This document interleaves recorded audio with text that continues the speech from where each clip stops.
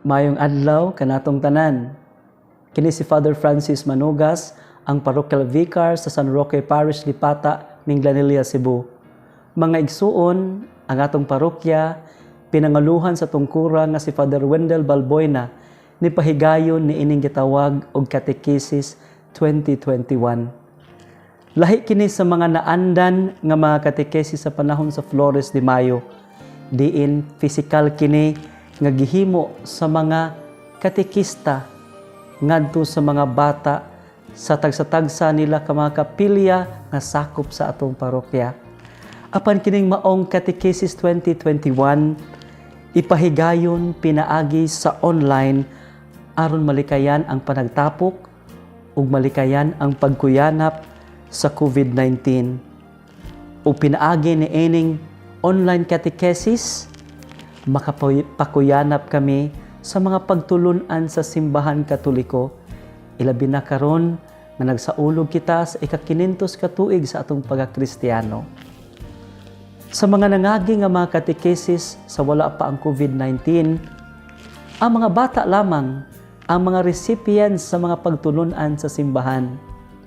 Apan pinaagi ni ining atong Catechesis 2021, diin ipahigayon nato kini sa online ang tanan makakita ug makadungog sa mga pagtulunan sa simbahan nga itudlo sa ato ang mga selected catechist. Kitang tanan maoy recipients ni ini. Mga igsuon, akong panghinaot nga dili kini ninyo pakyason ang pagpamati ug ang pagtan-aw sa mga pagtulunan sa simbahan nga ihatag sa ato ang mga selected catechists aron bisan pa sa ato ang krisis nga nahiuguman karon ang COVID-19 naa gihapon kitay mapupo nga mga pagtulunan nga pwede natong puy-an diha sa panaw sa atong kinabuhi. Inubanan sa atong mahal nga inahan nga si Maria ug ang atong patron nga si Senyor San Roque.